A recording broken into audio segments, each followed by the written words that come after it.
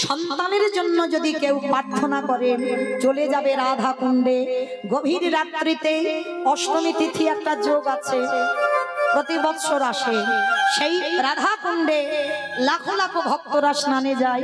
সেই স্নান করে গভীর রাত্রিতে যে যোগ থাকে পাঁচিতে পঞ্জিকাতে লেখা থাকে, ওই যোগে স্নান করে আমার রাধারানীর কাছে আঁচল পেতে নয়ন জলে বুক ভাসিয়ে একবার বলো রাধারি, চাকরিওয়ালা সন্তান নয়, ডিগ্রিওয়ালা সন্তান নয়, তোমার চরণে নিবেদন আমার একটা কৃষ্ণওয়ালা সন্তান। আমার বিশ্বাস আমি হরিবাসরে দাঁড়িয়ে এত বড় গ্যারান্টি দিয়ে যাই, যদি তোমার ভজন সঠিক হয় অবশ্যই আমার রাধারানী তোমার মনের বাসনা পূর্ণ করবে করবে করবে।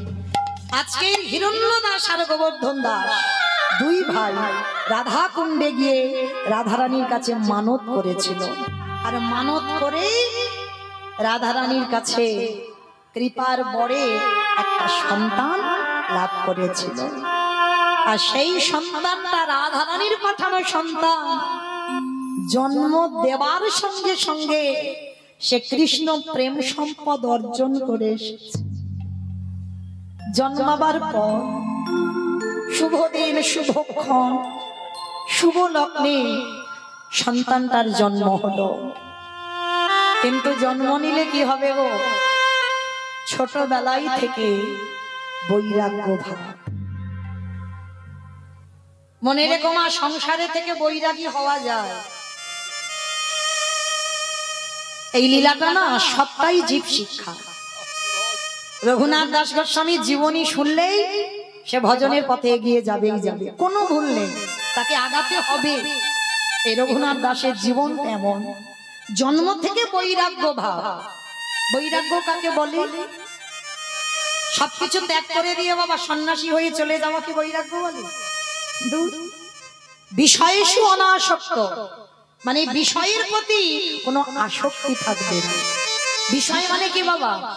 টাকা পয়সা জায়গা জমি সম্পত্তি এইগুলোকে বোঝাচ্ছে না। তাহলে কোন বিষয়কে বোঝালো? তোমার এই যে দশেন্দ্রিয়, এই দশেন্দ্রিয় যেদিন তোমার বাবা অঙ্গ স্পর্শ থেকে দূরে চলে যাবে, পরশ মানে তোমাকে নারী পরশ করলো কি পুরুষ পরশ করলো সেটা তুমি অনুভব করতে পারবে না।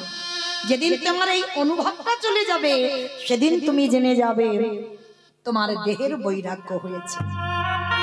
এই জিহ্বা রবিবার এলে যে মাংস ঝোল ভাত খেতে হবে এইটা থাকবে না। কোন রকমে বাঁচবার জন্য একটু আলু সিদ্ধ অন্ন হলেই চলে যাবে। যেদিন জিহ্বার কোনো লালসা থাকবে না, যে এটা খাবো ওটা খাবো সেটা খাবো, এটা যেদিন থাকবে না সেদিন তুমি বুঝতে পারবে তোমার জিহ্বার বৈরাগ্য হয়ে গেছে। যেদিন তোমার নয়ন কৃষ্ণ চরণ ছাড়া, সাধুগুরু বৈষ্ণবদের চরণ ছাড়া, ভক্ত সঙ্গ ছাড়া যেদিন তোমার নয়ন আর কিছু খুঁজবে না সেদিন জানবে তোমার নয়নের বৈরাগ্য হয়ে গেল। এই কর্ণ যত অসৎ কথা বলুক না কেন তোমার কানে আসবে না। কোথায় ভগবানের নাম কীর্তন হচ্ছে, কোথায় ভগবানের গুণানুগুণ কীর্তন হচ্ছে, কোথায় ভাগবত হচ্ছে, যেদিন তোমার কর্ণে বাজবে সেদিন জানবে তোমার কানের বৈরাগ্য হয়ে গেল। যেদিন এই জিহ্বা, যেদিন এই বদন কোনো আন ভাষা বলবে না, কারণ আমরা কলির মানুষ, সারা জীবন কত আবল তাবল বাচাল বলিতে পারো, তাহার ভিতরে কি একবারও কৃষ্ণ বলিতে পারো?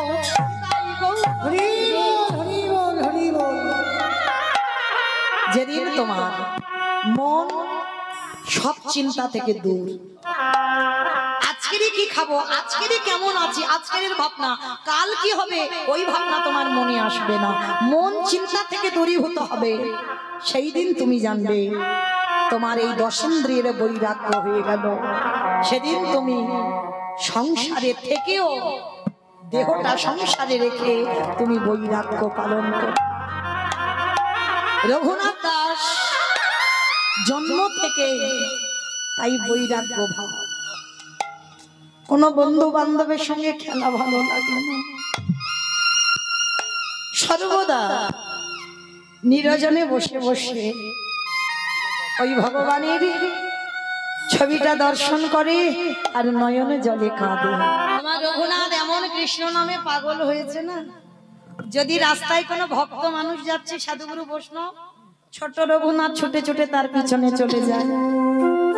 জমিদারের ছেলে তো, আবার দাড়ি প্রহরী প্রজারা ছুটতে ছুটতে গিয়ে রঘুনাথকে ধরে আনে। যেখানে ওই ভক্ত সঙ্গ হয় রঘুনাথ বাড়ি থেকে ছুটে চলে যায়। বাবা মা সিদ্ধান্ত নিল একে গুরু আশ্রমে পাঠাতে হবে, একে বাড়ি রাখা চলবে না। একে বাড়ি রাখলে কোথায় সাধু সঙ্গ পেয়ে কখন যে বাড়ি থেকে চলে যায় বুঝতে পারি না। বলে চল চল। তা রঘুনাথকে নিয়ে হিরণ্যদাস আর গোবর্ধন দাস গেছে গুরু ঘরে। বলদেব আচার্য গুরুদেব বলদেব আচার্যের কাছে গেছে। গুরুদেব গুরুদেব আজকে থেকে আমাদের রঘুনাথ আপনার আশ্রমে থাকবে। অসম্ভব। গুরুদেব রেগে গেছে। অসম্ভব, এইটুকু 5 বছরের রঘুনাথ, একে তোমরা যে দিয়ে যাচ্ছ, আর বড় লোকদের ছেলেরা একটু খামখেয়ালি হয়। আমার ভুল বললাম? বড় লোকের ছেলেরা একটু খামখেয়ালি হয়, মানে যখন যেটা বলবে ওদের যে পূরণ করতে হবে। তা বলদেব আচার্য বলছে, শোনো, এইটুকু বাচ্চাকে আমি আমার আশ্রমে রাখতে পারবো না, কারণ কখন বলতে কখন সবকিছু ফেলে রেখে কোথায় চলে যাবে, আমি কোথায় খুঁজতে যাব। বাবা জ্যাঠা বলছে, গুরুদেব আপনি জানেন না এই রঘুনাথ কেমন ছেলে। ও ছোটবেলা থেকে ওর চরিত্রটা অন্যজনের মতো নয়। আমরা তো বাবা জ্যাঠা আমরা দেখছি ছোটবেলা থেকে ওর ভাব, ওর চলাফেরা সবটাই আলাদা। গুরুদেব আপনি যদি আশ্রয় না দেন ও কোথায় যাবে? কারণ আমরা বাড়িতে ধরে রাখতে পারছি না, কোথাও কোথায় কোথায় চলে যায়, দেখতে পাই না, খুঁজে পাই না, আবার খুঁজে খুঁজে আনা হয়। ওই জন্য ওকে গুরু পাঠে পাঠিয়েছি। বলদেব আচার্য বলছে, ঠিক আছে হিরণ্যদাস, তোমাদের 2 ভাইকে বলছি ও আছে থাক, কিন্তু যেদিন অন্যায় করবে আমি সেদিন এখান থেকে কিন্তু তাড়িয়ে দেব। তা বাবা জ্যাঠা বলছে, গুরুদেব আমাদের রঘুনাথ কোনোদিন ভুল করতেই পারে না, আপনি জানেন না, ওকে দেখেন ও কেমন ছেলে। বাবা জ্যাঠা রেখে গেল গুরু আশ্রমে। আর গুরুদেবের এখনকার দিনে যেমন কত বইপত্র আছে, তখনকার দিনে গুরু পাঠে ভাগবত পাঠ হতো। ভাগবত নিয়ে গুরুদেবরা আলোচনা করত, শিষ্যরা বসে শুনত। তো আজকের ভাগবত পাঠে বসেছে গুরুদেব, সমস্ত বালকরা বসে আছে, আর রঘুনাথ সবার সামনে বসেছে। মায়েরা ভালো করে শুনবেন, আমরাও তো সন্তানের মা, তৈরি করতে হবে সন্তান। আমরা বলি না সন্তান দিতে হবে বংশের প্রদীপ। হ্যাঁ গো, বংশে যে প্রদীপ দেবে সেই প্রদীপটা দেওয়ার মতো তো ছেলে তৈরি করতে হবে, না হলে তো তোমার অবর্তমানে সে তো জুয়া খেলতে যাবে, তাস খেলতে যাবে, সন্ধ্যা প্রদীপ জ্বালবে না, ঠিক মতো সন্ধ্যা আহ্নিকও করবে না, সকাল হলে ভগবানকে সেবাও দেবে না। তাহলে সন্তান তৈরি করতে হবে। এইবার রঘুনাথ কি করেছে দেখো।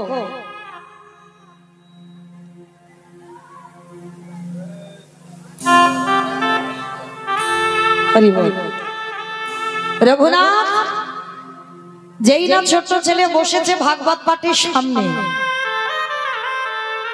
আর পাঠক ঠাকুর মানে গুরুদেব বলদেব আচার্য পাঠ করছে না, আর ওইটুকু দুধের ছেলে সামনে বসে বসে বাবা নয়ন জলে বুক ভাসাচ্ছে। গুরুদেব পাঠ করে যাচ্ছে, ভাগবত পাঠ করে যাচ্ছে, আর ওইটুকু ছেলে পাগলের মতো বসে বসে কাঁদছে।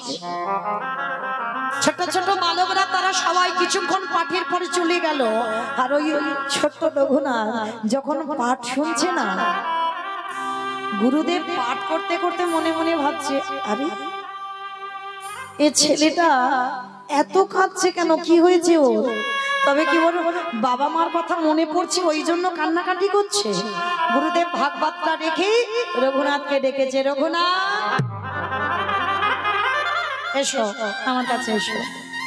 রঘুনাথ, রঘুনাথকে কোলের উপরে গুরুদেব বসিয়েছে।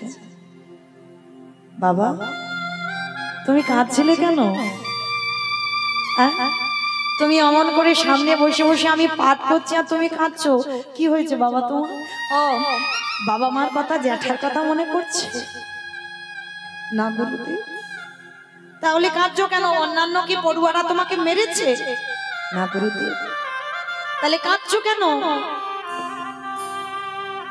ওই যে আপনি ভাগবত পড়ছিলেন, ও বাবা ওইটুকু ছেলে তুমি কি ভাগবতের এত কঠিন শ্লোক বুঝতে পারলে?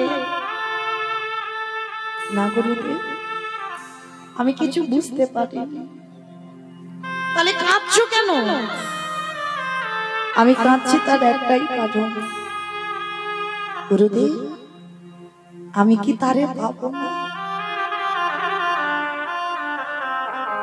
বলো না, আমি কি তারে পাবো না? কার কথা বলছিস বাবা?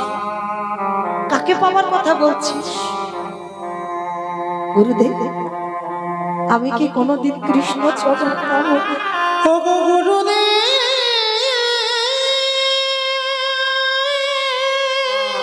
ছটকে উঠেছি, গুরুদেব ছটকে উঠেছি। আমায় বলি না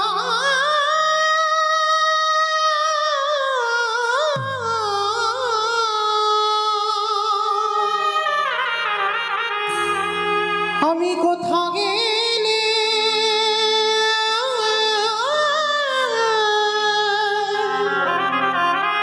কৃষ্ণ চরণ দর্শন পাবো।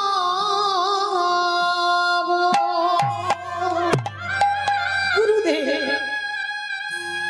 বলে দেন আমি কি পাবো না কৃষ্ণ চরণ? ওইটুকু ছেলের কান্না দেখে গুরুদেব রঘুনাথকে বুকে জড়িয়ে ধরেছে। রঘুনাথ তোর এতটুকু বয়স, তুই কৃষ্ণ পাবার জন্য কাঁদছিস? গুরুদেব আমার যে বড় ইচ্ছা, আমি একবার কৃষ্ণ বদন দেখতে চাই। বলো না গুরুদেব আমি কি কৃষ্ণ পাবো না? আমি কি কৃষ্ণ চরণ দর্শন করতে পারবো না? পাবি বাবা পাবি। আমি গুরুদেব আমি তোর মাথায় হাত দিয়ে আশীর্বাদ করছি, পাবি তুই কৃষ্ণ চরণ পাবি। আশ্রমে রইল রঘুনাথ। কিছুদিন পর নামাচার্য হরিদাস ঠাকুর বেনাপোলের জঙ্গলে লক্ষ হীরাকে উদ্ধার করে বলদেব আচার্যের ঘরে এসেছে। আর যেই না বলদেব ঘরে এসেছে, সমস্ত পড়ুয়ারা সবাই হরিদাস ঠাকুরকে দর্শন করে সবাই প্রণাম করছে। আর রঘুনাথ হরিদাস ঠাকুরকে দেখে সাষ্টাঙ্গে দণ্ডবত। এই পৃথিবীতে দুজন ভক্ত আছে বাবা, হরিদাস ঠাকুরের মতো কেউ এত নাম জপ করতে পারবে না। যে যতই বড় ভক্ত হোক না কেন, হরিদাস ঠাকুরের মতো নাম জপ কেউ করতে পারবে না। আর রঘুনাথ দাস গোস্বামীর মতো দণ্ডবত প্রণাম পৃথিবীতে আর কোনো ভক্ত পারবে না। যেই না হরিদাস ঠাকুরকে দণ্ডবত প্রণাম করেছে, আর ভক্তকে পরশ করে হরিদাস ঠাকুর চমকে উঠে, একে একে একে এমন করে আমায় পরশ করলো। আচ্ছা বাবা ভক্ত চিনবে কি করে বলো তো? এইটা খুব দামি কথা, ভক্ত চিনবে কি করে? এই গলায় তুলসীর মালা দেখলে মনে করবে আমি বড় ভক্ত? না, দাদার সঙ্গে তিলক সেবা করা রয়েছে আমি বড় ভক্ত? না। তাহলে ভক্তর কোন জায়গা দেখলে চিনতে পারবে? ভক্তের নয়নের দিকে তাকাবে। যে ভক্তের নয়নে কৃষ্ণ প্রেমে বাড়ি ছোটে, একবার কৃষ্ণ নামে যার হৃদয়টা তুলে ওঠে, মনে রাখবে তুমি কিঞ্চিত ভক্ত হবার যোগ্যতা অর্জন করেছো মাত্র। আর ভক্ত চিনতে গেলে তার নয়নের দিকে তাকাতেই হবে। যেই না রঘুনাথকে তাকিয়েছে চোখের দিকে, হরিদাস ঠাকুর বলেন এই তো সেই মাটি, যে মাটিতে বীজ পুঁতলেই অঙ্কুরিত হবে। কত দামি কথা বাবা। এই মাটিতে বীজ পুঁতে দেব, পুঁতলে ওই মাটিতে বীজ অঙ্কুরিত হবে। হরিদাস ঠাকুর রঘুনাথকে বুকে জড়িয়ে ধরেছে। রঘুনাথ যেই না হরিদাস ঠাকুরকে একটাই কথা বলছে, প্রভু বলেন না আমি কি তাদের পাবো না? যাকেই দেখতে পাই রঘুনাথ শুধু একটাই কথা বলে, বলেন না আমি কি তারে পাবো না, আমি কি তাকে পাবো না? এই ছেলে কার কথা বলছিস? কেন? আমি কৃষ্ণ পেতে চাই। মানে সারাদিন ছেলেটা কৃষ্ণ বলতে বলতে যেন পাগল, কৃষ্ণ বলতে বলতে যেন উন্মাদ। আর সব সময় হরিদাস ঠাকুরকে রঘুনাথ অনুকরণ করত। হরিদাস ঠাকুর 24 ঘন্টায় একবার আহার করত। যারা ভক্তি জীবনে নেমেছো বাবা, অধিক আহার নিষিদ্ধ, অধিক নিদ্রাও নিষিদ্ধ। তা বলে এই নয় রাতের পর রাত জেগে থাকো, দিনের পর দিন না খেয়ে থাকো, এটা নিয়ম নয়। বলছি অল্প আহার করতে হবে আর অল্প নিদ্রা রাখতে হবে। তো আজকের রঘুনাথ ছোটবেলা থেকে হরিদাস ঠাকুরকে অনুকরণ করত। জমিদারের ছেলে হয়ে যে পালঙ্কে ঘুমাবার মানুষ, সে ঘুমাতো এই খড় বিছিয়ে খড়ের উপরে। যে জমিদারের ছেলের পাবালিশ না হলে ঘুম হবে না, ওই খড়ের বিছানায় ঘুমায়। আর একটা বহির্বাস একটা অন্তর্বাস, আর কিছু নয়। রঘুনাথ পাঠশালা থেকে বাড়িতে গেলেন, আর পাঠশালা থেকে গিয়ে না ওই গুরুজনদের মহান মহান ভক্তদের আশীর্বাদে তার কৃষ্ণ প্রেম ভক্তিটা দ্বিগুণ বেড়ে গেছে। বাড়িতে গিয়ে সর্বদা উদাসের মতো বসে থাকে, শুধু মনে মনে একটা কথা, আমি কি তারে পাবো না, আমি কি তারে পাবো না, আমি কোথায় গেলে কৃষ্ণ পাবো? বাবা জ্যাঠা রেগে গিয়ে বলছে ছেলেকে বন্দি করে রেখে দাও, এ পাগলের মতো শুধু কৃষ্ণ কৃষ্ণ বলে কাঁদছে, আর সাধুগুরু বৈষ্ণব দেখলে তার পিছনে পিছনে ছুটে যাচ্ছে, ওকে ঘরে বন্দি করো। বাবা জ্যাঠা রঘুনাথকে ঘরে বন্দি করে দিল, হাতে পায়ে শিকল দিয়ে বেঁধে রেখেছে, ছেলে যাতে আর বৈষ্ণব সঙ্গ করতে না পারে, কৃষ্ণ বলে চলে না যায়। কি গো মা, পারবে বেঁধে রাখতে? এই কৃষ্ণ নামের রোগ যদি একবার তোমার ধরে যায়,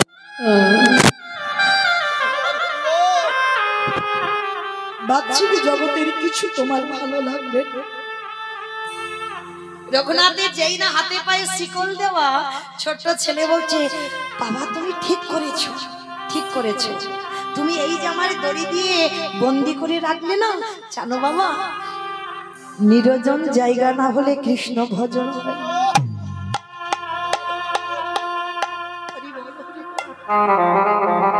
ভজন লোকালয় হয় না বাবা।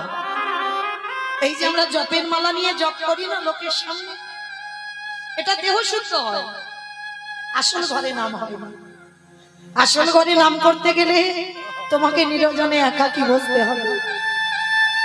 একাকী বসেই দেহ মন প্রাণটা একেবারে কৃষ্ণ চরণে সমর্পণ করতে হবে। আন ভাবনা নয়, আন চিন্তা নয়, তখন নিরজনে বসে তুমি নাম করো, সেটা হবে তোমার আসল ঘরে নাম। আর এটা তোমার দেহ শুদ্ধ হচ্ছে মাত্র, অন্য কিছু হচ্ছে না। তো এইবার রঘুনাথ যেই না বন্দি করে রেখেছে, বাবা জ্যাঠাকে বলছে ঠিক করেছো, আমি এইবার নিরজনে বসে আমি নাম জপটা করতে পারবো। রঘুনাথকে খেতে দেয়, খায় না। 1 সপ্তাহ হয়ে গেল রঘুনাথ কিছু খাচ্ছে না, অনাহারে অনিদ্রায়, শুধু মনে একটা কথা, আমি কি তারে পাবো না। এই ভাবনাটা রাখতে হবে মানুষের জন্য, এই ভাবনাটা রাখতে হবে কৃষ্ণ চরণ পাবার জন্য। 1 সপ্তাহ একটা ছেলে খায়নি। ভাবেন মা, জ্যাঠামশাই হিরণ্যদাস খবর পেয়েছে, ছুটে এসেছে। রঘুনাথ, রঘুনাথ, আমি শুনলাম তুমি নাকি খাওয়া দাওয়া সব বন্ধ করে দিয়েছো, তুমি নাকি ঘুম নিদ্রা সব ভঙ্গ করছো। কেন, কি হয়েছে তোমার? কেন, কার জন্য তোমার এত কষ্ট? কার জন্য তুমি এত কাঁদো? বলো আবার। জ্যাঠামশাই, জ্যাঠামশাই, আমি বলবো। রঘুনাথ, তোর এই চেহারা তোর দেখে আমার যে বড় কষ্ট হচ্ছে বাবা। বল বল, তুই আমার কাছে কি চাস? কার জন্য তোর মন এত আকুলি বিকুলি করে? কার জন্য তোর এত জীবনে কষ্ট? দেবে জেঠু, আমি যা চাইবো তুমি দেবে জেঠু। দেবো বাবা, দেবো, কিন্তু তোর কষ্ট আমি দেখতে পাচ্ছি না, আমি তোকে দেবো। বল বাবা, তুই কি চাস? না, ওইরকম বললে হবে না, আগে ত্রিসত্য করো, আমি যা চাইবো তাই দেবে। জ্যাঠামশাই ত্রিসত্য করলো। রঘুনাথ বলছে, জেঠু তুমি কিন্তু ত্রিসত্য করেছো, আমাকে কিন্তু দিতে হবে। বললাম তো বাবা, দেবো। বল, কার জন্য তুই এত কাঁদছিস? কার জন্য তোর জীবন এত আকুলি বিকুলি হয়? কে সে? জেঠুর হাতটা ধরে বলছে, জেঠু কৃষ্ণ এনে দাও,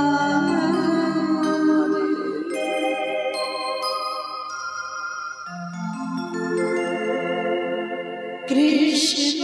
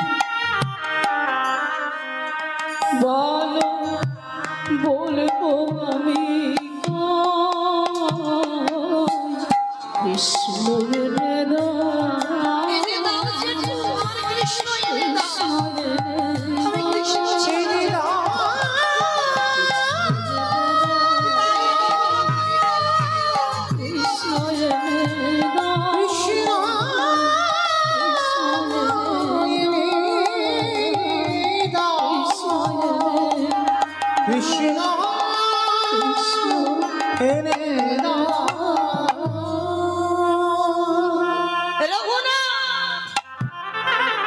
সেই তো কৃষ্ণ নামে পাগলামি, সেই কৃষ্ণ এনে দাও, কৃষ্ণ এনে দাও। গুরুদেব বলদেব আচার্য সংবাদ পেয়েছে শিষ্য এক সপ্তাহ কিছু খাইনি, ঘুমাইনি। বলদেব আচার্য ছুটে এসেছে, রঘুনাথ শুনলাম তুমি নাকি খাওয়া দাওয়া সব বন্ধ করেছো। কেন তুমি খাওয়া দাওয়া বন্ধ করে দিয়েছো? শোনো রঘুনাথ, কৃষ্ণ বলে কাঁদলে তুমি কৃষ্ণ পাবে না। সেই কৃষ্ণ নবদ্বীপের মাটিতে গৌর হয়ে এসেছে। তুমি গৌর বলে কাঁদো, আর গৌরকে দর্শন করলে তোমার কৃষ্ণ দর্শন হয়ে যাবে। গুরুদেব, গুরুদেব, আমি গৌর বলে কাঁদলে আমার কৃষ্ণ দর্শন হয়ে যাবে, তাহলে আছে কোথায় গৌর? তাহলে কেন নবদ্বীপের মাটিতে। জ্যাঠামশাই আর বাবা দুজনে রঘুনাথকে নিয়ে গেল, আর ঠিক ভোরের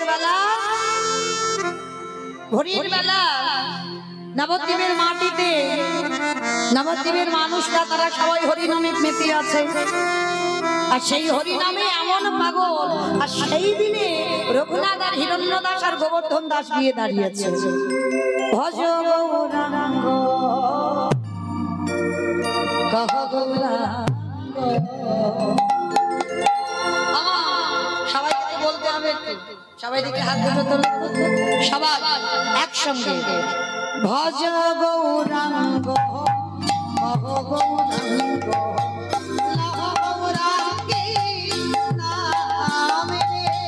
ভজ গৌরাঙ্গ কহ গৌরাঙ্গ, লহ গৌরাঙ্গীর নামে রে। আহাজে জানা গৌরাঙ্গ হাজে, সে হাই আমার প্রাণ রে। ও যে জানা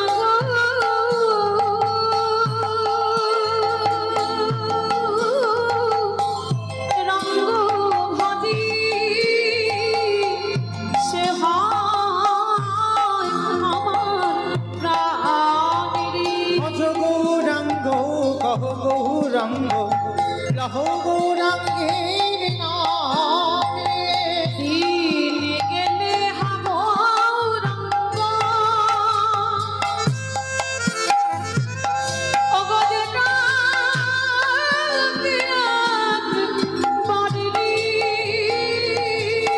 দিন গেলে হা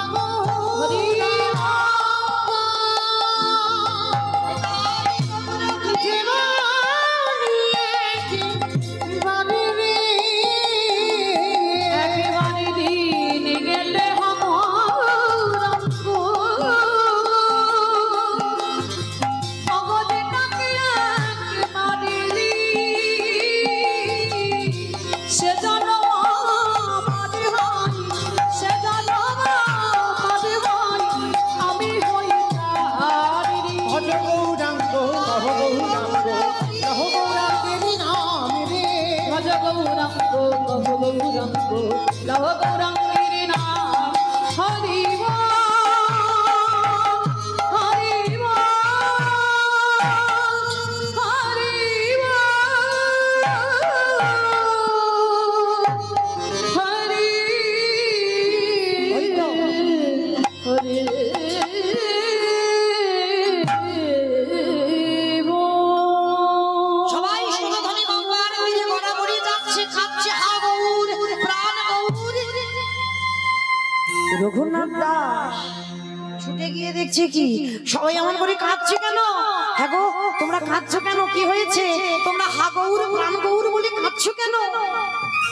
সবাই কাঁদছে একটাই কারণে, নিমাই 24 বছর বয়সে সন্ন্যাস নিয়ে চলে গেছে। রঘুনাথ মাথায় হাত দিয়ে বসে পড়ল। যার দেখবার জন্য হুগলি জেলায় আদি সপ্তগ্রাম থেকে ছুটে এলো, সেই গৌর চরণ হারিয়ে ফেললো, গৌর দর্শন হলো না। কিন্তু যখন এই অদ্বৈত আচার্যের ঘরে শান্তিপুরে এসেছিল, তখন তোর বাবা জ্যাঠা রাজা, তখনকার দিনে জমিদার, তা যখন সংবাদ পেল যে অদ্বৈত আচার্যের ঘরে আমার নিমাই এসেছে, তখনই রঘুনাথকে সঙ্গে নিয়ে সন্ন্যাস নেবার পরে রঘুনাথকে নিয়ে একেবারে নিমাইয়ের চরণে এসেছিল। আর অদ্বৈত আচার্যের ঘরে এসে যেই না নিমাই একেবারে বসে আছে সিংহাসনে, আর একেবারে দণ্ডবত প্রণাম করেছে রঘুনাথ। আর যেই না প্রণামটা করা, মহাপ্রভু বলছেন নিতাই চাঁদকে, দাদা আমি যে পাত্রে প্রসাদ পাই ওকে একটু প্রসাদ দাও। কৃপা হয়ে গেল। ওইটুকু ছেলেই একদিন সবে দর্শন। মহাপ্রভুর উচ্ছিষ্ট প্রসাদ, যে প্রসাদের জন্য ভক্তরা লালায়িত, রঘুনাথ পেয়ে গেল। যেই না রঘুনাথ পেয়ে গেল প্রসাদ, কিছুদিন আমার গৌর চরণ সেবা করলো রঘুনাথ। এবার মহাপ্রভু তো ফিরবে, বেশিক্ষণ তো এক জায়গা থাকতে পারবো না, তিনি সন্ন্যাস, তা ফিরে যাবে। রঘুনাথকে বলছে, রঘুনাথ যাও বাবা, এবার বাড়িতে ফিরে যাও। না গৌর, আমি ওই ঘরে আর ফিরবো না, আমি তো তোমার চরণে থাকবার জন্য এসেছি, অসম্ভব। রঘুনাথ তোমার এখনো সেই বৈরাগ্য হয়নি। রঘুনাথ চেষ্টা করো যেন মর্কট বৈরাগ্য হয়ে না যায়। মর্কট বৈরাগ্য বলছে কেন? মর্কট কাকে বলে? বানর। বানর এরা ভোগী, কিন্তু হনুমান ভোগী নয়, ত্যাগী। তো বলছে তুমি মর্কট বৈরাগ্য হয়েও না, ওই জপের মালা নিয়ে জপ করবে কিন্তু বিষয় বৈভবে ডুবে থাকবে, ওই বৈরাগ্য ধারণ করো না, কারণ ওটা অপরাধ। রঘুনাথ তোমাকে আসতে হবে না, কৃপা যদি হয়ে যায় আমি তোমাকে ঠিক আমার কাছে টেনে নেব। কে গো মায়েরা, অনেকে না গুরু আশ্রয় করবার জন্য ছটফট ছটফট করে, বলে না ছটফট করতে লাগে না, যেদিন কৃপা হয়ে যাবে সেদিন গুরু ঠিক তোমায় চিনে নেবে, কিন্তু কর্ম তোমায় ঠিক করে যেতে হবে। এইবার রঘুনাথকে পাঠিয়ে দিল। রঘুনাথ কাঁদতে কাঁদতে গঙ্গা পার হয়ে ফিরে আসছে। গঙ্গায় উঠেছে, আজকে নৌকায় উঠে পার হচ্ছে। নিতাই পদ কমল কোটি চন্দ্র সুশীতল, যে ছায়া জাগত জুড়ায়, পদ কমল কোটি চন্দ্র সুশীতল, যে ছায়ায় জোড়ায়, নিতাই বিনের ভাই রাধা কৃষ্ণ পাইতে না, গোহালো নিতাই বিনের ভাই, আরে নিতাই রে,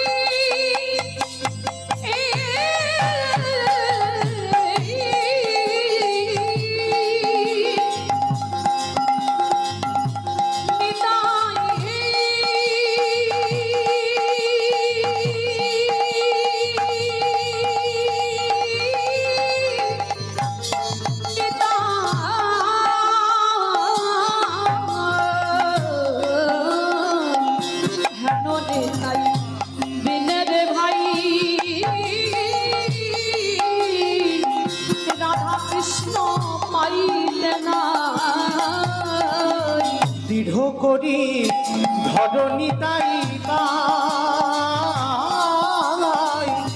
দৃঢ় করি ধরণী তাই পাই, সে সম্বন্ধ নাহি যা বৃথাই জন্ম গেল তা, সেই পশু বড় দুরাচার, সেই সম্বন্ধ নাই না,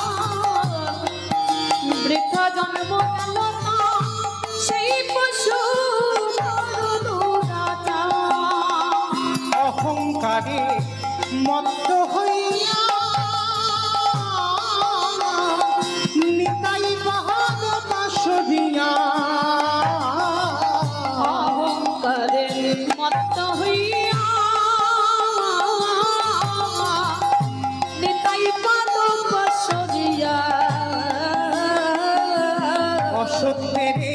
সত্য করি মানি অসত্যের সত্য করি মানি তাই কত কমল পতিতঙ্গ সুশীলন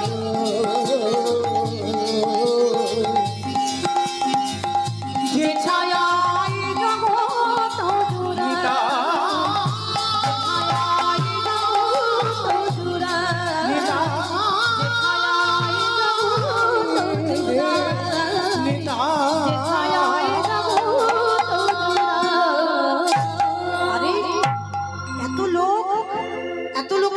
কোথা থেকে এলো? ওই নৌকাতে করে আসছে বাবা। আজকে দাঁড়িয়েছে কোথায়? পানিহাটি। নৌকায় করে ফিরছি আর পানিহাটির মেলা। হাজার হাজার ভক্তরা, অনেক ভক্তরা গেছে না পানিহাটির মেলা। হ্যাঁ, দণ্ড মহোৎসব। হ্যাঁ, এই দণ্ড মহোৎসব কেন হলো? দণ্ডটা কে দিয়েছিল? আমার নিতাই চাঁদ। কাকে দিয়েছিল? এই রঘুনাথকে।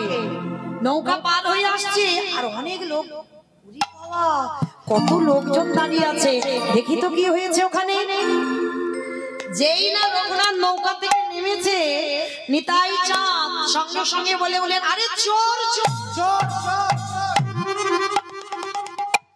রঘুনাথকে সবাই চোর চোর বলে মারতে যাচ্ছে। রঘুনাথ তো অবাক হয়ে গেছে, আমি কি চুরি করেছি? আমাকে সবাই এইভাবে ধরে নিয়ে যাচ্ছে কেন? নিতাই চাঁদ অনুমতি দিল, যাও ওই ছেলেটাকে ধরে আনো। ও চোর। রঘুনাথ এসে করজোর করে বলছে, আমি কি চুরি করেছি? আমাকে চোর চোর বলে সবাই মারতে আসছে, সবাই ধরে এরকম চাগিয়ে নিয়ে আসছে। হ্যাঁ, তুমি চুরি করেছো। নিতাই চাঁদের চরণে আশ্রয় নিল, কিন্তু প্রথমে নেয়নি তো নিতাই চাঁদের চরণ। নিয়েছে কি? সরাসরি ভাবে একেবারে গৌর চরণে গেছে। অত সোজা নয়। গৌর চরণ পাওয়া কি মুখের কথা? আগে নিতাই চরণ আশ্রয় করো। নিতাই চরণ তোমার আগে ভজন করতে হবে, তারপরে তুমি গৌর চরণ আশ্রয় পাবে। যেমন রাধা চরণ ভজন করলে তবে তোমার কৃষ্ণকে পাওয়া যাবে।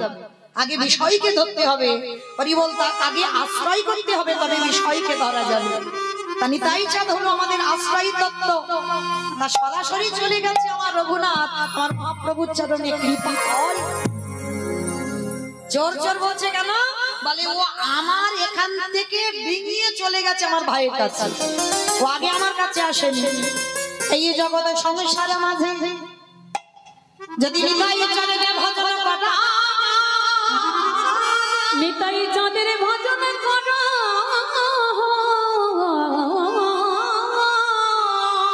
তবে আমার গৌর চাঁদের কৃপা পাওয়া যাবে। আরে গৌর চাঁদের কৃপা যদি পাওয়া যায় তবে ব্রজে যেতে পারবে। আরে ব্রজে যদি যেতে পারো, আমার রাধা গোবিন্দের যুগল দর্শন হবে। আমার গৌরের চাঁদে কৃপা হলে বলে ব্রজে যুগল দর্শন পাবি। আমার নিতাই চাঁদের কৃপা হলে আমার বাবা চাঁদে গৌর পাবি। আজকে যেই না নিতাই চাঁদ বলছে, শোনো তোমাকে দণ্ড দেওয়া হবে। বলে কি দণ্ড? বলে এই পানিহাটিতে যত যত ভক্ত আছে সবাইকে তোমায় চিড়ে দধি খাওয়াতে হবে। রঘুনাথ তো জমিদারের ছেলে, অনুমতি দিল নিতাই চাঁদ চিড়ে দই খাওয়াতে হবে। রঘুনাথ খবর দিল বাবা জ্যাঠাকে, যত যত পানিহাটিতে দোকানে যত যত মিষ্টি দই চিড়ে ছিল, মানে যেন অন্নকূট, মানে গিরি গোবর্ধনে যেমন গোবর্ধন পূজার সময় অন্নকূট হয়েছিল, মানে অন্নের পাহাড়, ওই রকম পানিহাটিতে চিড়ে দইয়ের যেন পাহাড় হয়েছে। মানে ভক্তরা গঙ্গার জলে গলা পর্যন্ত নেমে বাবা চিড়ে দই খাচ্ছে। মানে এত ভিড় পানিহাটির মেলাতে। তো ওই জন্য ওই জায়গাটাকে বলা হয় দণ্ড মহোৎসব। মানে রঘুনাথকে দণ্ড দেওয়া হলো। কি দণ্ড? না যতদিন পৃথিবী থাকবে ততদিন চিড়ে দই ওইখানে তোমায় দিয়ে যেতে। তা চিড়ে দই দেওয়া হলো, বন্যা মহোৎসব পালন করা হলো। এইবার রঘুনাথ ঘরে ফিরলো, কিন্তু ফিরলে কি হবে, বাবা জ্যাঠা সিদ্ধান্ত নিল এ বেটার কাঁধে একটা জল চাপাতে হবে। এ বড্ড উৎপাত করছে। মামা এই কথাটা আমার নয়, ঠাকুমারা আগে বলতো, বলে এ বেটা উৎপাত করছে, এর কাঁধে একটা জল চাপিয়ে দাও। এই জলটা কি গো? একটা বিয়ে দিতে হবে। এ ছেলের বিয়ে দিলে এই মাথার ভূতটা নেমে যাবে। তো শুভ দিন, শুভক্ষণ, শুভ লগ্ন দেখে বিয়ে ঠিক হলো। আর মেয়ে তো নয়, সে যেন স্বর্গের অপ্সরা, যার নাম রেখেছিল রত্নাবতী। মানে অঙ্গটা যেন সোনার মতো, রত্নের মতো, নাম রত্নাবতী, তো দেখতেও ঠিক রত্নের মতো। তা শুভ দিন, শুভক্ষণে ছেলের ইচ্ছা নয়, ছেলের অমতে বিয়ে। কেন বিয়ে? কৃষ্ণ ভোলাবার জন্য। শুভ দিনে বিয়ে করতে আসছে রঘুনাথ। বরেলো বরেলো কি গো, আর তো বেশিক্ষণ নয়, টিক টিক টিক টিক করে ঘড়ির কাঁটা ঘুরছে। আমিও চলে যাব, আবার কবে আপনাদের সঙ্গে দেখা হবে বলা তো যায় না। আবার 1 বছর পর, আবার 1 বছর পর আমি থাকবো, গ্যারান্টি দিতে পারবো? থাকবো, বেশ, যাই হোক, বলেছে তো হয়তো থাকবো, যাই হোক, কিন্তু গ্যারান্টি নেই। হ্যাঁ, গ্যারান্টি নেই। তো যাই হোক, আবার 1 বছর পরে দেখা হোক বা না হোক, চলো বিয়ে বাড়িতে একটু খাওয়া দাওয়া হবে। একটু উলুধ্বনি দাও। বদেলো বদেলো বলে পড়ে গেল সাদা গো। উলুধ্বনি। ও মরেলো মরেলো বলে পড়ে গেল সারা। বরেলো বরেলো বলে পড়ে গেল সারা গো। ওই মরেলো মরেলো বলে পড়ে গেল সারা। পাড়া প্রতিবেশী গানা তারা হলো দিশাহারা গো, হলো দিশাহারা। এবারে পাড়া প্রতিবেশী গানা তারা হলো দিশাহারা গো, হলো দিশাহারা। ঢাকে বাজে ঢোলক বাজে, ঢাকে বাজে ঢোলক বাজে, মাদলে দিল। ওই ঢাকে বাজে ঢোলক বাজে, মাদলের ঢাকে বাজে ঢোলকে বাজে মাদলে দোল গো। ঢাকে বাজে ঢোলক বাজে, মাদলের উলুধ্বনি শঙ্খধ্বনি দেখো পরে নারী মন, পরে নারী মন। আনন্দ যার ধরে না, আনন্দ আর ধরে না, আনন্দ যার ধরে না, আনন্দ আর ধরে না, রঘুনাথের বিবাহেতে, আনন্দ আর ধরে ওই না, রঘুনাথের বিবাহেতে। আনন্দ আর ধরে না। শুভ দিন, শুভক্ষণ, শুভ লগ্নে আয়োজন হলো, বিয়ে হয়ে গেল। বিয়ের পরের দিন হলো কি? কাল রাত্রি, শেষ রাত্রি, শেষ রাত্রি, কাল রাত্রি, যাই হোক। তারপরের দিন কি হলো? ফুলসজ্জা। বাহ, রঘুনাথকে বিয়ে দেওয়া হলো কেন? কৃষ্ণ ভোলাবার জন্য। এইবার রঘুনাথ ঘরের দরজা বন্ধ করে বসে আছে, রত্নাবতী প্রবেশ করেছে। প্রবেশ করে মা উল্টে গেছে। উল্টে গেছে মানে কি জানো? বাসর ঘরে তো এখনকার দিনে নয় মা, আগে থেকে অনেকবার দেখা সাক্ষাৎ হয়ে যাচ্ছে, কান্নাকাটির সেন না। কিন্তু তখনকার দিনের মেয়েরা ছোট ছোট বিয়ে দেওয়া হতো। আর যখন ওই বউ ভাতের দিন বাপের বাড়ি থেকে লোকজন যেত, কান্নাকাটি হতো না। এখন তো সে কান্নাকাটি নয়, নাচানাচি হয়। হ্যাঁ, তখনকার দিনে কান্নাকাটি হতো কেন? এই যে বাপের বাড়ি থেকে লোকজনেরা এলো, আবার চলে যাবে, এই কষ্টের জন্য কাঁদতো। দেখিনি, শুনেছি না। হরি বল। এইবার রঘুনাথ কি করেছে? এই জায়গায় উল্টে গেল কেন? রত্নাবতী কাঁদছে না, রঘুনাথ ঘরের কোণে বসে বসে কাঁদছে। তা রঘুনাথ যখন কাঁদছে, রত্নাবতী গিয়ে স্বামীর চরণে প্রণাম করেছে। এখনো বদন দেখেনি কিন্তু রঘুনাথ, কোন নারী বদন দেখে না। এই প্রথম একটা নারী, তাও বদন এখনো দেখেনি। 3টে দিন হয়ে গেল। কাল রাত্রির কথা বাদ দাও, ওদিন তো দেখেই না। বিয়ে করেছে কিন্তু বদন দেখেনি। ফুলসজ্জা রাত্রিতে রঘুনাথ ঘরের দরজা বন্ধ করে কাঁদছে। আচ্ছা বলো তো মা, যদি কোনো পুরুষ ফুলসজ্জা রাত্রিতে কান্নাকাটি করে সমাজ কি বলবে? নিশ্চয়ই অন্য জায়গা প্রেম ভালোবাসা আছে, ওই মেয়ে পছন্দ নয় ওই জন্য কান্নাকাটি করছে। কিন্তু এটা তো সে কাহিনী নয়। যে পুরুষ নারী বদন দেখেনি তার প্রেম ভালোবাসা তো দূরের কথা। তা যেই না বাবা রত্নাবতী করজোর করে বলছে স্বামী, রত্নাবতীর বদনের দিকে না তাকিয়ে মুখটা নিচু করে রঘুনাথ বলছে, তুমি যে আমায় বিয়ে করেছো, জেনে বিয়ে করেছো তো? কিসের জন্য তুমি আমায় বিয়ে করেছো আর কেন আমার বাবা মা তোমার সঙ্গে বিয়ে দিয়েছে জেনেছো? রত্নাবতীর চরণটা স্পর্শ করে বলছে, আমি জেনেছি, তোমাকে কৃষ্ণ ভোলাবার জন্য। পারবে কৃষ্ণ ভোলাতে? রত্নাবতী বলছে, স্বামী আমি তো কৃষ্ণ ভোলাবার জন্য আসি, তোমার মতো স্বামীর চরণ পেয়েছি। এই যে আমার এক জন্মের সাধনা নয়, কোটি কোটি জন্ম সাধনা করে তবে তোমার মতো স্বামীর চরণ পেলাম। আর তোমাকে আমি ভোলাবো কেন? তোমাকে ভোলাবার জন্য আমি তো আসি। বেশ রত্নাবতী বলছে, স্বামী একটা কথা জিজ্ঞাসা করব। আজকের আমাদের ফুলসজ্জার রাত, তুমি কার জন্য কাঁদছো আমায় বলো, আমি তোমার তার কাছে পাঠিয়ে দেব। পারবে না, পারবে না। আমার যার জন্য এত হৃদয় আকুলি বিকলি, যার জন্য আমার এত কষ্ট, পারবে না, তুমি কখনো পারবে না। আর বসা, আমি তোমার বউ নয়, আমি তোমার স্ত্রীও নয়, আমি তোমার সহধর্মিণী।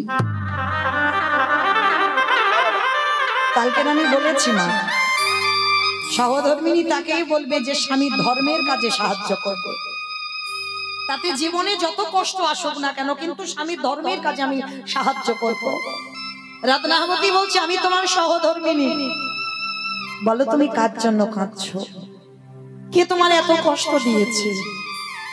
আর কার জন্য তোমার জীবনে এত আকুলি বিকুলি আর এত কাঁদছো? তুমি কার জন্য? সে কে তুমি বলো।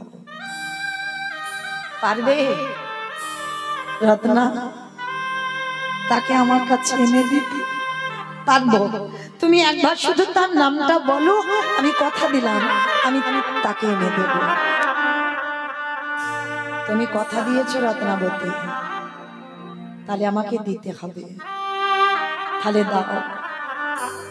এই রাতের অন্ধকারে, আজকের রাত্রিবেলা তুমি চিরজনমের মতো আমায় বিদায় দাও। আমি চিরজনমের মতো তোমার কাছ থেকে বিদায় নিয়ে আমি কৃষ্ণ ভজন করতে চাই, আমি কৃষ্ণ চরণ পেতে চাই। তুমি চিরজনমের মতো আমাকে বিদায় দাও। কি বলছো? তুমি কৃষ্ণ পাওয়ার জন্য কাঁদছো? বেশ। রত্নাবতী বলে উঠলে, কথা দিলাম স্বামী, আজ রাত্রিবেলা তুমি পিছনের দরজা দিয়ে চলে যাবে। তোমার বাবা জ্যাঠা যদি জিজ্ঞাসা করে আমি সামলে নেব, কিন্তু আমি চাই তুমি কৃষ্ণ চরণ পাও। রত্না তুমি ভেবে বলছো তো? এ জীবনে কোনোদিন তুমি কিন্তু আর আমায় দেখা পাবে না। স্বামী নাইবা পেলাম তোমার কাছে, যে কটা দিন আমি বাঁচবো তোমার ওই স্মৃতিটুকু নিয়ে আমি মৃত্যুর আগের দিন পর্যন্ত থাকতে পারবো। তুমি চলে যাও, আমি চাই না আমার জন্য তোমার কৃষ্ণ ভজন নষ্ট হয়ে যায়। আমি চলে যাই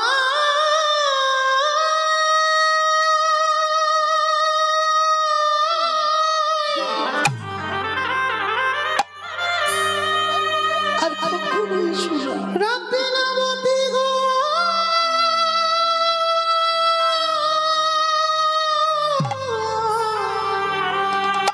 আমি চলে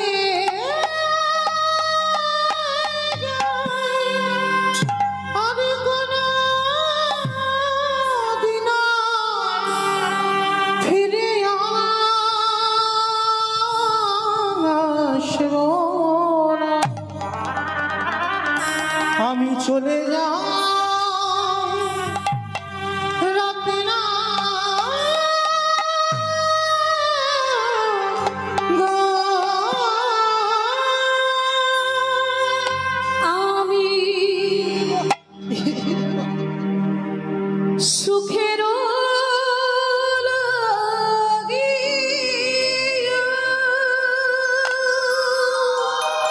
আমার সংসারের আগে সব শেষ হয়ে গেল।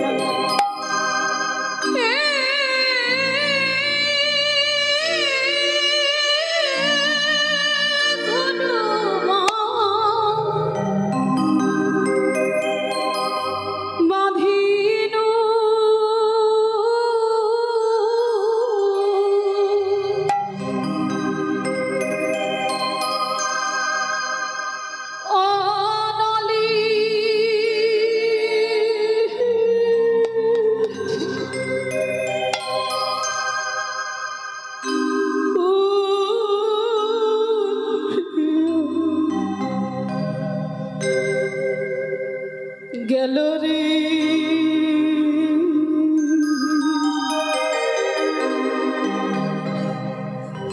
অনলে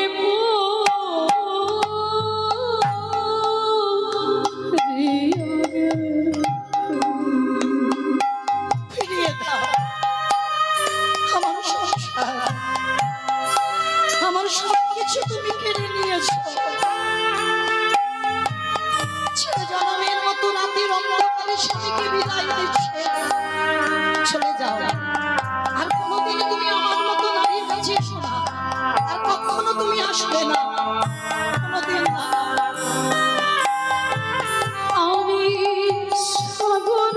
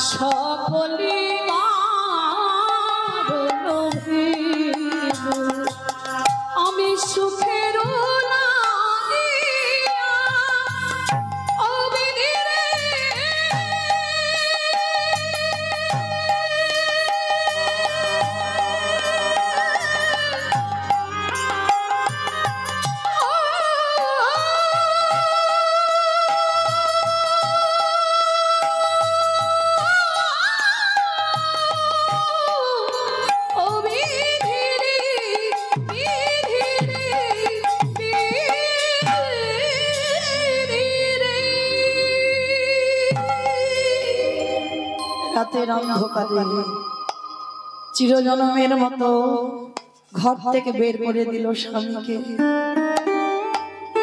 বাবা মা জ্যাঠা কেউ জানতে পারলো না।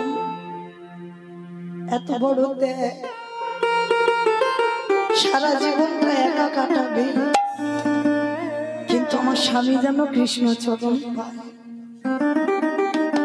চলে গেল রঘুনাথ। কোথায়? জগন্নাথ ধাম, পুরী ধাম।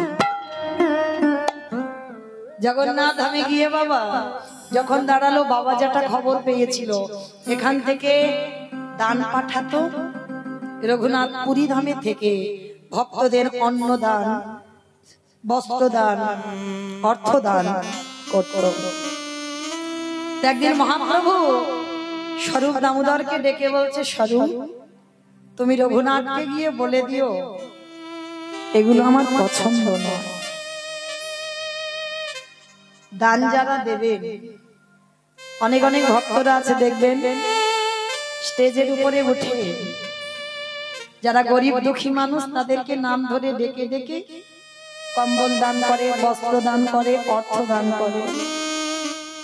বিবেককে প্রশ্ন করে বলেন তো এগুলো কি ঠিক হয়? অপমান করা হয়, সমাজকে দেখিয়ে দেওয়া হয় আমি ধনী আর যাকে দিচ্ছি সে বড় কাঙাল।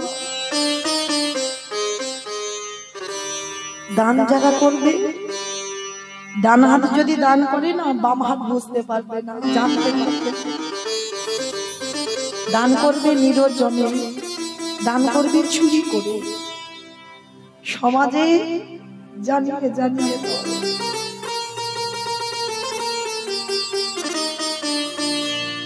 আজকে রঘুনাথকে বলল, রঘুখা এটা আমার পছন্দ নয়। তোমার বাবা জ্যাঠা দান করে বলে তোমার বাবা জ্যাঠার বড় অহংকার যে আমার আছে, আমি গরিবদের দান করছি, এইটা আমি পছন্দ করি না। রঘুনাথ বাবাদের খবর পাঠালো যেন কোনো কিছু আর পুরী ধামে না পাঠায়, আমি আর নিতে চাই না। রঘুনাথ এইবার দিন চলে কি করে জানো? ওই জগন্নাথ ধামে গিয়ে যত যত ভক্তরা আছে সবার কাছে দাঁড়িয়ে দাঁড়িয়ে ভিক্ষা করে খাওয়া। এই জায়গাটা মা আর 5 মিনিট পরে বিদায় নেব। রঘুনাথের জীবনের শেষটা দেখে, দাঁড়িয়ে দাঁড়িয়ে ভিক্ষা করে, আর সেই ভিক্ষা করে করে প্রসাদ পায়। মহাপ্রভু আবার স্বরূপ দামোদরকে খবর দিল, স্বরূপ তুমি গিয়ে রঘুনাথকে বলো এটাও আমি পছন্দ করি না। রঘুনাথ যে ভিক্ষা করে করে খাবে এটাও আমি পছন্দ করি না। তাহলে কি করবে? রঘুনাথ মহাপ্রভুর আদেশ মতো যারা পুরী ধামে গেছেন, আনন্দ বাজার দেখেছেন? আনন্দ বাজার যেখানে জগন্নাথের প্রসাদ বিক্রি হয়, ওই আনন্দ বাজারে বসে থাকে। আর যেগুলো উচ্ছিষ্ট হয়, যেগুলো বেশি হয়, রঘুনাথ বসে থাকে ভিখারির মতো।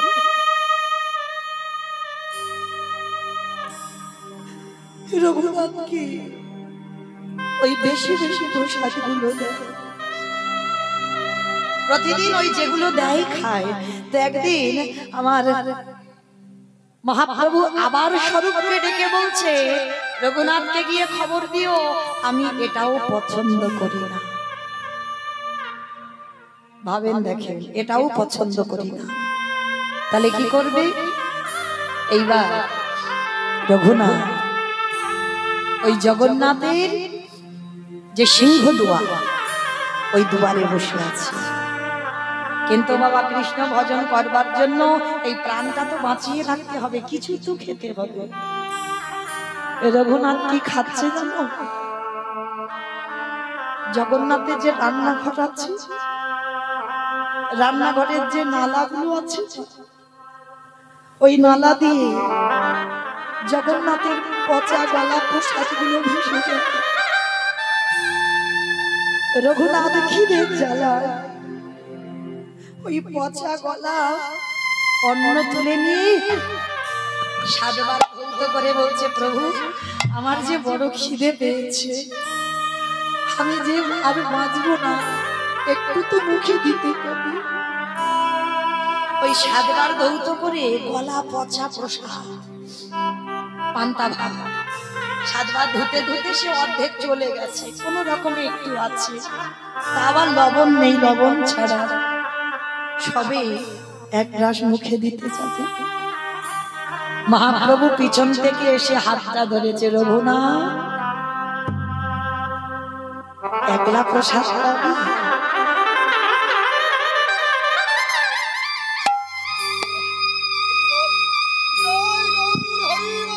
হরি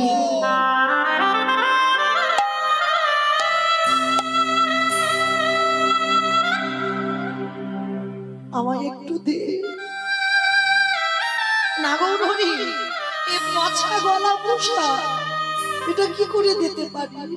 এতে লবণ নেই, পচা গলা। মহাপ্রভু বলছে, প্রসাদ কোনদিন পচে? প্রসাদ কোনদিন গলে যায়? প্রসাদ প্রসাদই হয়, প্রসাদ কোনদিন খারাপ হয়?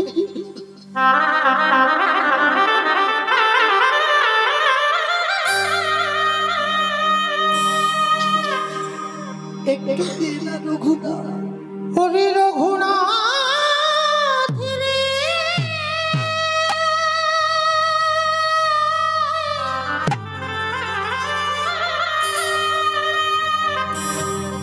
তুই তো জানিস না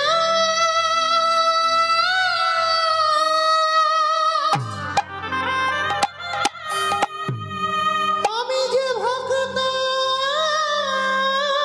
বড়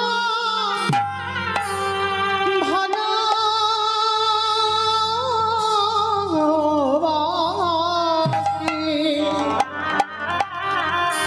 তাই তো যুগে যুগে ভক্তির কাছে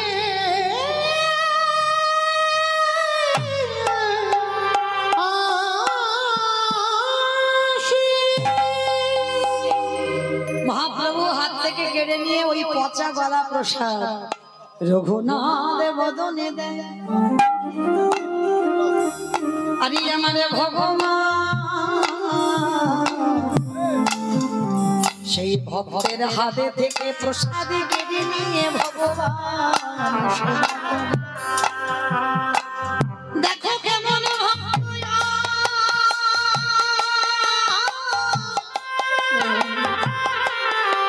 দেখো কেমন হরি রঘুনাথ রে,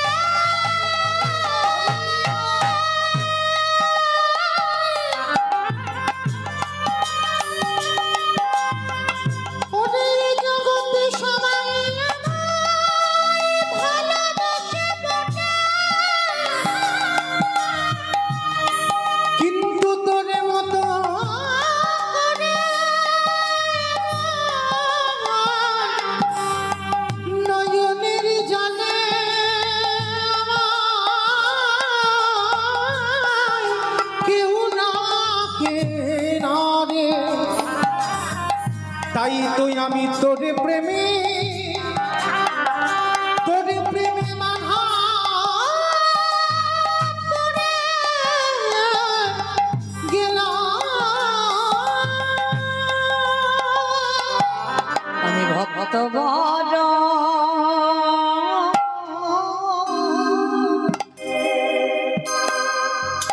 ভালো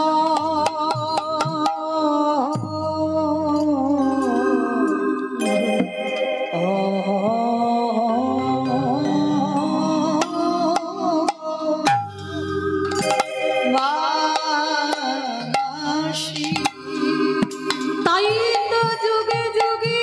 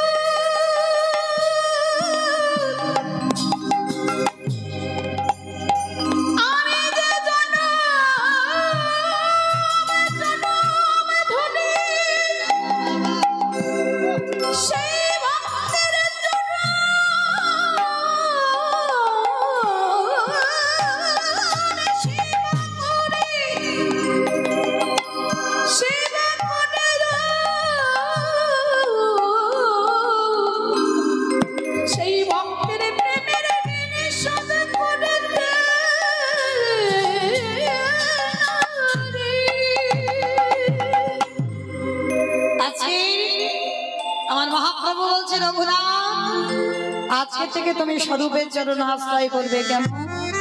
স্বরূপের মধ্যে আমি রয়েছি, বলো তুমি আমার কাছে কি চাও? তাহলে গৌরহরি আমার অনেক দিনের ইচ্ছা আমি একটু রাধা কুণ্ডে যাব, যেখান থেকে উৎপত্তি সেখানেই তো যেতে হবে। রাধা কুণ্ডে গিয়ে রঘুনাথ কঠিন ভজনে মাতল। নিয়ম সেবার মাস দামোদর ব্রতের মাসে সারাদিন পরিক্রমা করে এসে রাধা কুণ্ডের তীরে হৃদয় হাত চাপড় দিয়ে রাধে রাধে একদিন রাধে রাধে বলে ধুলায় পড়ে আছে এত রোদ, আরে কি রাধা রানী আমার থাকতে পারে?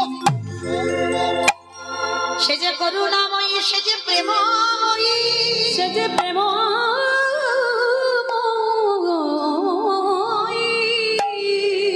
ভক্ত যদি একেবারে শ্রী রাধে রাধে বলে আমার রাধা রানী কি আর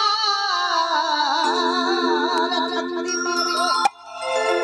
এক ব্রজময়ীর রূপ ধারণ করে রঘুনাথ পড়িয়াছে নদীর মনে। রাধা রানী নিজের উড়ানিটা নিয়ে রঘুনাথের মাথার কাছে গিয়ে আচ্ছাদন করে দাঁড়িয়ে আছে।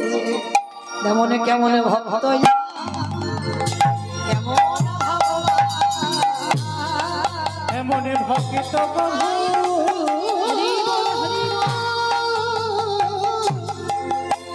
এমন ভক্ত বহু দেখি নাই হে। বলে ভক্তমান কেমন ভগবান। আজ দেখো দেখো দুজনে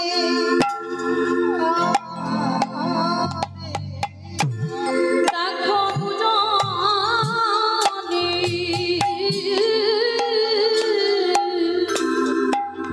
দেখো কাঁদে, আজ ভক্ত কাঁদিয়া ভগবান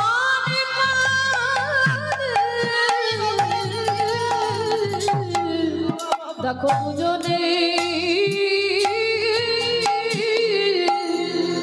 কাঁদে, বলিয়া দেবে না বলে কাঁদবে না কেন?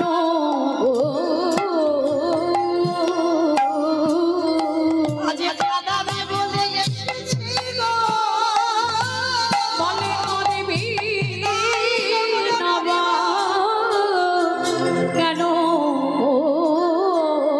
কাঁদাবে বলে এসেছি গো, বলে করবি নবা কেন? আজ রাধা রানী আমার আচ্ছাদন করে দাঁড়াইয়াছে। ওই রঘুনাথ যেই না ওই রোগ চলে গেছে তো গাটা ঠান্ডা মতো উঠে দেখে না আমি ব্রজমা দাঁড়িয়ে আছি।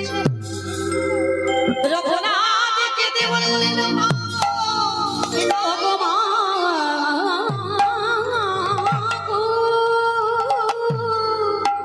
বলো বলো তুমি কি আমার এমন করে আচ্ছাদন করে দাঁড়িয়ে আছো? আমার প্রেমময়ী রাধা রানী মনে মনে বললেন রঘুনাথ তোর বাবা চাচা আমার কাছে কত কেঁদে সেধে তোকে নিয়ে গেল তোর জমিদারি দেখভাল করবার জন্য, কিন্তু যে একবার আমার চরণের দাস হয় তার বিষয়ে ভালো লাগে না।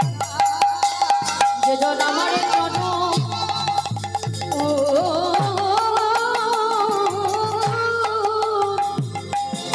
যেজন আমার জন আশ্রয় করে তার বিষয়ে বইব ভালো লাগে না।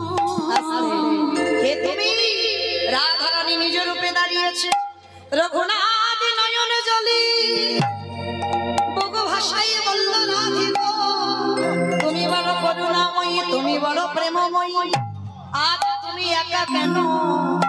আমার বহুদিনের সাধনা আমি একবারে যুগল রূপে আমি দেখতে চাই গো। আমি আর তো কিছু চাহি না গো, উজ্জ্বল রূপে দেখতে চাই গো। এইবার যেই না রঘুনাথের সামনে আমার রাধা গোবিন্দ যুগলে দাঁড়ালেন, ভক্তগণ সবাই মিলে যুগল দর্শন করলেন। মায়েরা ভালো থাকবেন, সুস্থ থাকবেন, সবাই আমার গৌর নিতাইয়ের চরণ ভজন করবেন, আমার রাধা গোবিন্দ চরণ ভজন করবেন। মনে রাখবেন একটা কথা, কৃষ্ণ ভজিবার তরে সংসারী আয়ুনো, মিছে মায়ায় বদ্ধ হয়ে বৃক্ষ সম হইনু। সকল কিছু কর্ম করো আমার কৃষ্ণ চরণ বাদ দিয়ে নয়। শ্যামের বামে দাঁড়াই নবীন কিশোরী গো। ওই শ্যামের বামে দাঁড়াইলো নবীনা কিশোরী। ও স্বামীর ভাবি দাঁড়াইল নবীন কিশোরী গো। শ্যামের বামে দাঁড়াইলো নবীনা কিশোরী। ললিতা বিশাখা